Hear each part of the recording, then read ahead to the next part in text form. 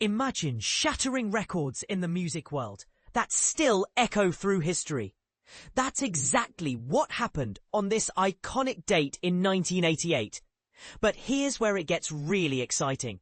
A legendary heavy metal band didn't just make waves, they redefined what success meant for rock albums. Dive in with me as we explore how Def Leppard pulled off something no one had ever achieved before, and uncover the drama, triumphs, and debates that still spark conversations today. On October 14th, 1988, the hard rock and heavy metal pioneers known as Def Leppard smashed a jaw-dropping Billboard chart milestone that had everyone in the industry buzzing. No band in modern music history had ever managed this before. They became the very first to rack up a staggering 7 million album sales for 2 albums released, one right after the other. I'm talking about their album Pyromania, which dropped in 1983, and Hysteria, their all-time bestseller that hit stores in 1987. And get this, both of these records have gone on to sell even more copies in the years since, cementing their place in rock royalty. Right out of the gate, these albums were charting powerhouses. Pyromania climbed all the way to number 2 on the Billboard 200 chart and landed at number 18 on the UK Albums chart. Fast forward to 1987, and Hysteria dominated by reaching number 1 on both of those same prestigious charts.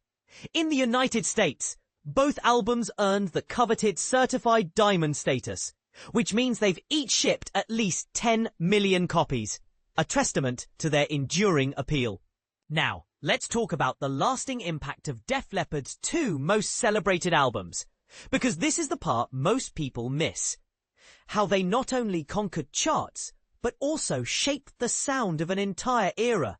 Pyromania, released in January 1983, marked a fascinating evolution for the band.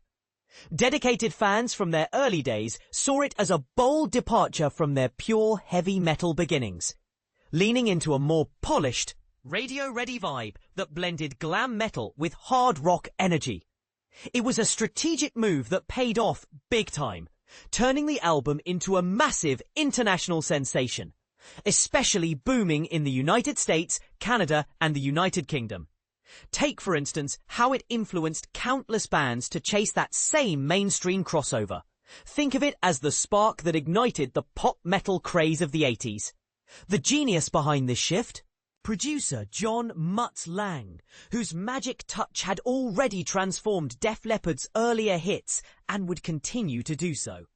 Pyromania got prime real estate on the budding MTV network in its early days, giving the band unprecedented visibility and helping them become trailblazers in the pop metal scene. For beginners dipping into rock history, this is like the moment when heavy metal started flirting with pop stardom, a blend that made classics like Photograph and Rock of Ages instant anthems. Then came Hysteria in 1987, and wow, did it explode onto the scene as the band's crowning achievement. This album has now sold over 20 million copies worldwide and spun off 7 hit singles that kept fans coming back for more. But here's where it gets controversial, and this is the twist that really divides opinions among metal purists.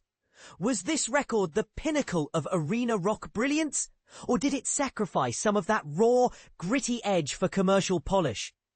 Hysteria almost didn't see the light of day, thanks to a series of gut-wrenching obstacles that tested the band's resolve. Picture this. Drummer Rick Allen suffered a horrific car accident that tragically cost him his arm, forcing him to relearn how to play drums with determination and innovation. A story of resilience that still inspires. On top of that, the band battled endless production delays and hurdles. Yet they persevered, convincing the reluctant Mutt Lange to return and helm the project. The result? A masterpiece of glam metal and arena rock that's often hailed as one of the best-selling rock albums ever. For new listeners, think of it as an epic soundtrack to 80s excess, with tracks like Pour Some Sugar on Me becoming timeless party starters. So, there you have it. Def Leppard's record-breaking feat and the legacies of Pyromania and Hysteria that continue to influence music. But let's stir the pot a bit. Do you think their shift toward radio-friendly sounds made them sellouts? Or was it a smart evolution that brought rock to wider audiences? And what about the debate on whether production challenges like Rick Allen's Accident added authenticity or just delayed greatness? I'd love to hear your thoughts. Agree or disagree with these interpretations in the comments below. Does this milestone still hold up in today's streaming era, or has the music industry moved on? Share your take and let's discuss.